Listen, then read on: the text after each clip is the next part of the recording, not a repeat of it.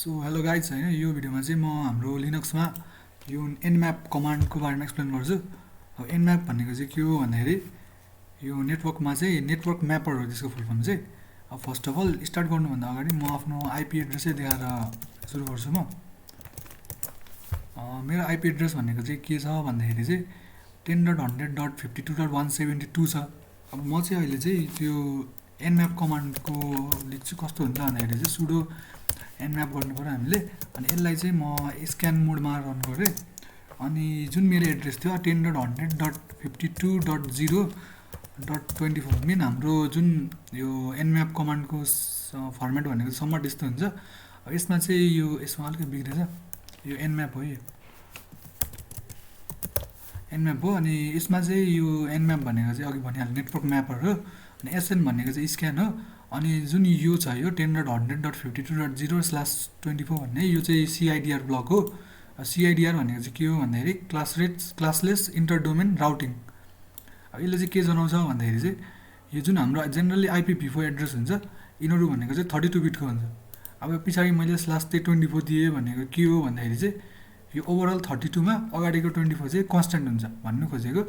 यो 8वटा बिट, यो 8वटा बिट, यो 8वटा बिट भनेपछि 24वटा बिट चाहिँ कन्स्ट्यान्ट हुने भयो। भनेपछि हाम्रो जुन यो ओभरअल नेटवर्क छ मेरो नेटवर्कमा चाहिँ अर्को एउटा टर्मिनल खोलेँ मैले, फेरि देखाइदिन्छु म IF कन्फिग गरेर।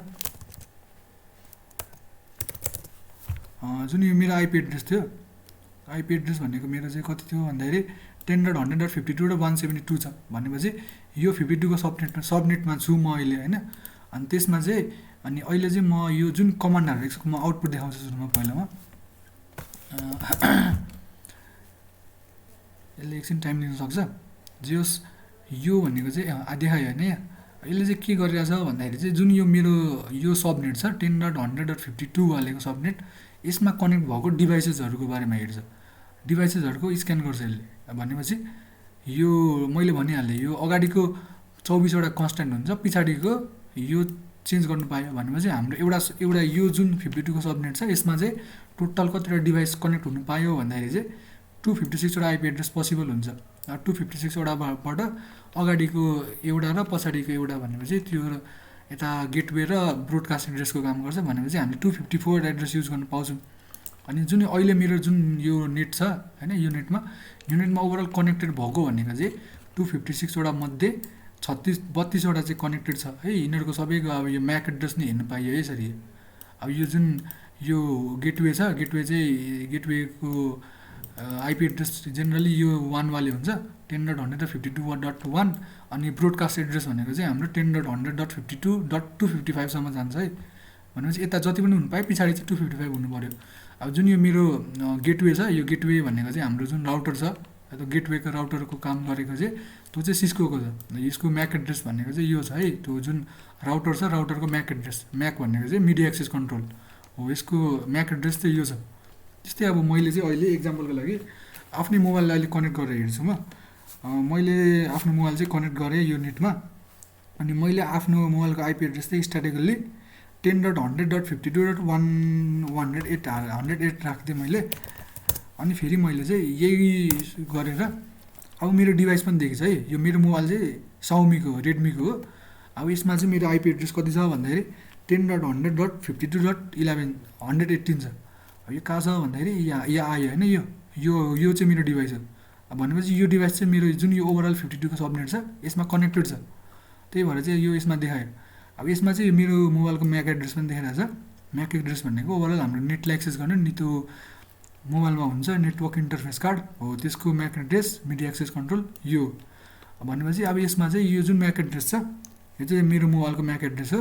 त्यस्तै अब यसलाई चाहिँ मैले कपी गरेर एउटा यो म्याक2 भेन्डर भन्ने हुन्छ यसमा गएर मैले गएँ भने जुन यो मेरो मोबाइल कहाँ बनेको हो यसको सबै देखाइन्छ डिटेल्स चाहिँ यसरी।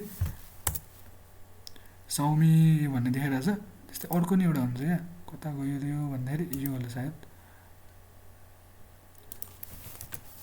अब मेरो मोबाइल चाहिँ कहाँ बनेको भनेर यसो टक्कै हेर्नु पनि पाइयो है। यहाँ यसरी देखाइदिइरहेछ। इनिसियल रेजिस्ट्रेसन नम्बर यति भनेर देखाएको छ। अनि बनेको कहाँ भन्दाखेरि चाइनामा, किनकि साउमी भनेको चाइनामै हुन्छ। अनि यो कता कता के हो सबै भनिरहेछ यो।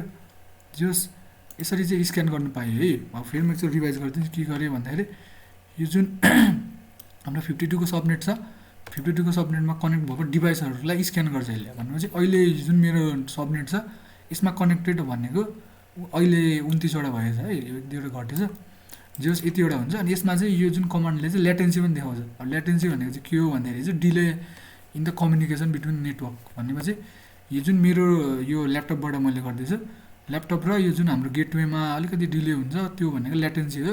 त्यसको टाइम भनेको चाहिँ 0.094 सेकेन्ड छ, जो त्यसम्म ठिकै हो जस्तो लाग्छ मलाई चाहिँ। अनि त्यस्तै अब अरू अरू डिभाइसको नि हेर्नु पाइयो। अनि त्यस्तै यो जुन अब यो हाम्रो प्राइभेट आइपी है, यो प्राइभेट आइपी हो। 10.152.1 भनेको क्लास ए को प्राइभेट आइपी हो। भनेपछि कलेजको नेट भएको कारणले यसमा यति धेरै डिभाइसेस कनेक्टेड छ।